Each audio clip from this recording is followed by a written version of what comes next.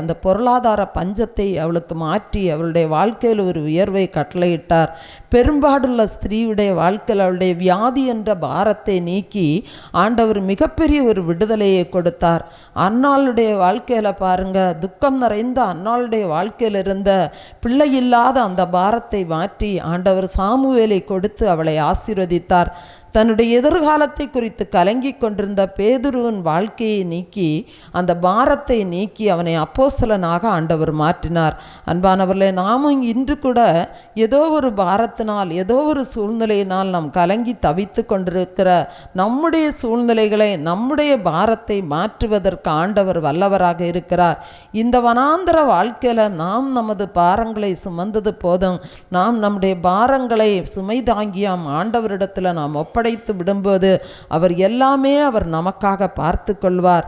அன்பானவர்களே, நாம் கர்த்தருடைய கற்பனைகளையும் அவருடைய கட்டளைகளையும் கைக்கொண்டு கர்த்தருடைய வழிகளில் நாம் நடக்கும்போது, அவர் பார்வைக்கு நாம் செம்மையானதை செய்யும்போது ஆண்டவர் நம்மோடு கூடவே இருந்து தாவீதுக்கு நிலையான வீட்டை கட்டினது போல நம்முடைய வாழ்க்கையிலும் ஆண்டவர் நிலையான வீட்டை கட்டுவார்.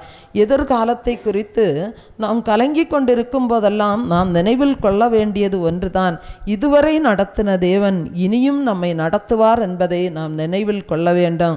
நமது நல்ல மேய்ப்பனாகி இயேசு நம்மை புல்லுள்ள இடங்களுக்கு அமர்ந்த தண்ணீர் இருக்கும் நீர்நிலைகளுக்கும் நம்மை நடத்தி செல்வார். வேகமாக ஓடுகிற ஆபத்தான நீர்நிலைகளுக்கு அவர் அழைத்து செல்ல மாட்டார். அமைதியான நீரோடைகளுக்கு ஆண்டவர் நம்மை அழைத்து செல்வார். அன்பானவர்களே, நமது அமைதியற்ற சூழ்நிலையிலும் நமது அமைதியற்ற வாழ்க்கையிலும் நல்ல மேய்ப்பனாக இருந்து அவர் நம்மை சிறந்த வழியில் நடத்தி சென்று நமக்கு அமைதியையும் சமாதானத்தையும் கொடுக்க அவர் விரும்புகிறார். சங்கீதம் 55வது அதிகாரம் 1 வசனம் சொல்லுகிறது, ஓ தாகமாய் இருக்கிறவர்களே, நீங்கள் எல்லாரும் தண்ணீர் அண்டைக்கு வாருங்கள் என்று சொல்லி நம் ஒவ்வொருவரையும் ஆண்டவர் அழைக்கிறார். அன்பானவர்களே, நாம் தினமும் நம்முடைய நேரத்தை நாம் தாகத்தோடு ஒதுக்கி தேவ சமூகத்தில் அமர்ந்து அவர் பாதத்தில் அமர்ந்திருந்து நாம் ஜெபிக்கும்போது தேவன் நம்மை அமைதியான பாதையில் நடத்தி செல்வார் என்பதில் எந்த சந்தேகம் இல்லை. வனாந்தரத்தில் பாருங்கள், தண்ணீர் இல்லாமல் தவித்து கொண்டிருந்த அந்த ஆகாருடைய கண்களை ஆண்டவர் திறந்தார். ஆதியாகமம் 21:19 சொல்லுகிறது, தேவன் அவளுடைய கண்களை திறந்தார். அப்பொழுது அவள் ஒரு தண்ணீர் துறவை கண்டு போய் துருத்தியிலே தண்ணீர் நிரப்பி பிள்ளைக்கு குடிக்க கொடுத்தாள். அன்பானவர்களே, நம்முடைய தேவைகள் அனைத்தையும் பூர்த்தி செய்கிற நம்முடைய பரலோக தகப்பன் நமக்கு இருக்கும்போது நாம் எதை குறித்து நாம் கலங்க தேவையில்லை. நம்முடைய வியாதிகளுக்கு எல்லாவற்றுக்கும் அவர் பரம வைத்தியராக, நம்முடைய பிரச்சனைகளுக்கெல்லாம் பரிகாரியாக நம்முடைய தேவன் இருக்கும்போது நாம் எதை குறித்தும் கலங்க வேண்டாம். ஆகவே தேவ சமூகத்தில் நாம் காத்திருப்போம். அவரே நமக்கு அமைதியையும் சமாதானத்தையும் தருகிற தேவன்.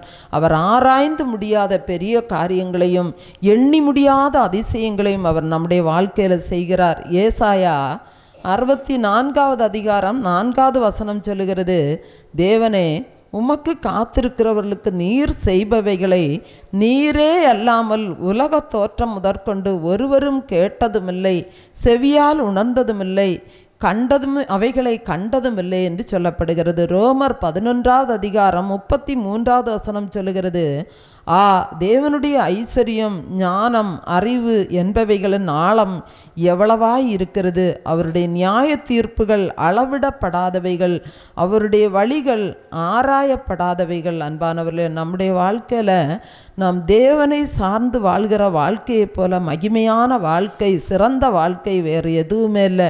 அநேக வேளைகளில் நாம் நம்முடைய சொந்த ஞானத்தை செயல்படுத்தி நாம் வாழ பிரயாசப்படுகிறோம். அது நிமித்தம்தான் நாம் அநேக தோல்விகளை சந்திக்கிறோம். நாம் தேவனுடைய அடிச்சுவடுகளை நாம் பின்பற்றி நடக்கும்போது தேவன் நமக்கு பெரிய காரியங்களை நம்முடைய வாழ்க்கையில் செய்வதற்கு வல்லவராக இருக்கிறார். சங்கீதம் 40வது அதிகாரம் 5வது வசனம் சொல்லுகிறது, என் தேவனாகிய கர்த்தாவே, நீர் எங்கள் நிமித்தம் செய்த உம்முடைய அதிசயங்களும் உம்முடைய யோசனைகளும் அநேகமாய் இருக்கிறது. ஒருவரும் அவைகளை உமக்கு விவரித்து சொல்லி முடியாது. நான் அவைகளை சொல்லி அறிவிக்க வேண்டுமானால் அவைகள் எண்ணிக்கைக்கு மேலானவைகள்.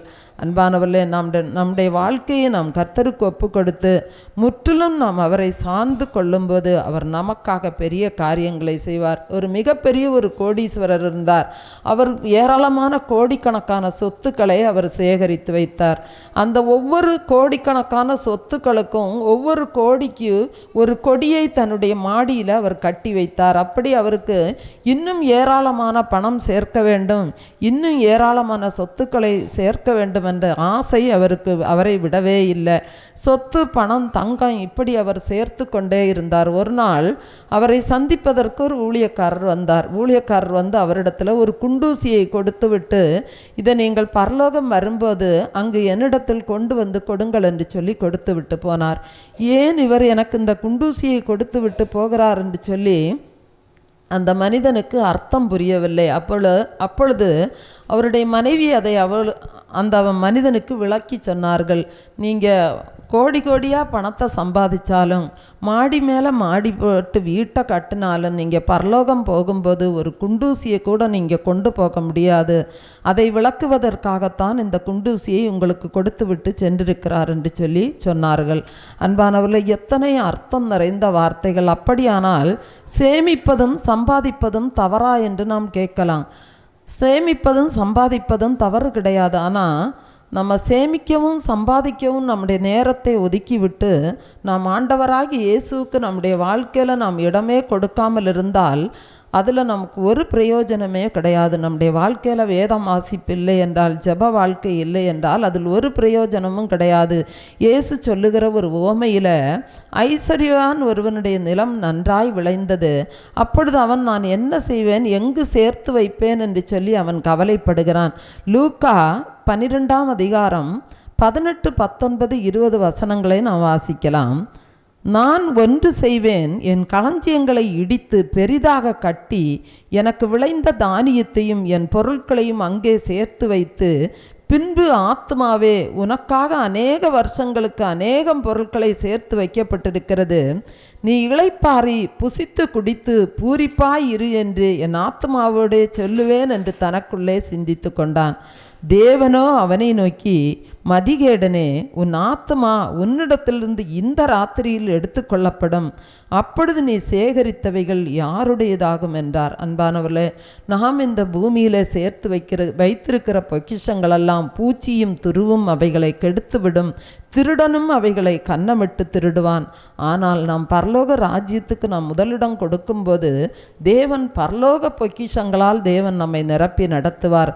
ஒரு தகப்பன் தன்னுடைய 5 வயது மகனையும் 7 வயது மகனையும் அழைத்து கொண்டு சர்க்கஸுக்கு சென்றார். அங்கே 6 வயதுக்கு கீழ் இலவசம் என்று சொல்லி ஒரு போர்டு வைக்கப்பட்டிருந்தது. அப்பொழுது தனக்கும் தன்னுடைய 7 வயது மகனுக்கும் 2 டிக்கெட்டை அவர் பெற்றுக்கொண்டார். அப்பொழுது அந்த டிக்கெட்டு கவுண்டருக்குள்ளே இருந்த மனிதன் எட்டி பார்த்து அந்த 7 வயது பையனை பார்த்து அந்த தகப்பனிடத்தில் கேட்டார், நீங்கள் 6 வயது என்று சொல்லியிருந்தால் நாங்கள் நம்பி இருப்போமே, உங்களுக்கு 5 ரூபாய் மிச்சமாக இருந்திருக்குமே அப்படி என்று சொன்னார்.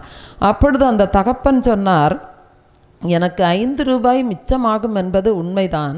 ஆனால் இதை பார்த்து கொண்டிருக்கிற மகன், என்னுடைய மகன் 5 ரூபாய்க்காக அப்பா பொய் சொல்லுகிறாரே என்று சொல்லி என்னை தரைக்குறைவாக நினைக்க தோண்டும்.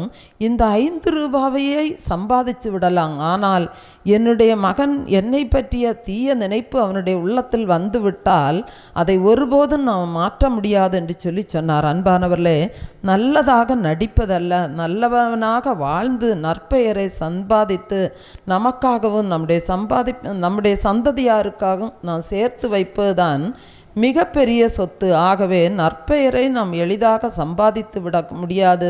நாம் நற்பெயரை சம்பாதிப்பது கூட நம்முடைய குடும்பத்தாரை ரட்சிப்பதற்கு கூட அது ஒரு நல்ல சாட்சியாக அமையும். ஆகவே நாம் நல்லவர்களாகவே வாழ்ந்து நாம் தேவனுடைய ஆசீர்வாதங்களை நாம் பெற்றுக்கொள்வோம். ஒரு பாடலை கூட நாம் கரங்களை தட்டி உற்சாகமாக பாடலாம். எங்களுக்குள்ளே வாசம் செய்யும் ஆவியானவரே, இந்நாளில் சித்தம் போல் நடத்தி செல்லும் ஐயா.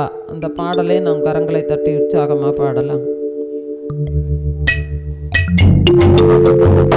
எங்களுக்குள்ளே வாசம் செய்யும் ஆவியானவரே, இந்நாளிலும் சித்தம் போல் நடத்தி செல்லுமையா. எங்களுக்குள்ளே வாசம் செய்யும் ஆவியானவரே, இந்நாளிலும் சித்தம் போல் நடத்தி செல்லுமையா. ஆவியானவரே, ஆவியானவரே, பரிசுத்த ஆவியானவரே, ஆவியானவரே, ஆவியானவரே, பரிசுத்த ஆவியானவரே, எங்களுக்குள்ளே வாசம் செய்யும் ஆவியானவரே, இந்நாளிலும் சித்தம் போல் நடத்தி செல்லுமையா. எங்களுக்குள்ளே வாசம் செய்யும் ஆவியானவரே,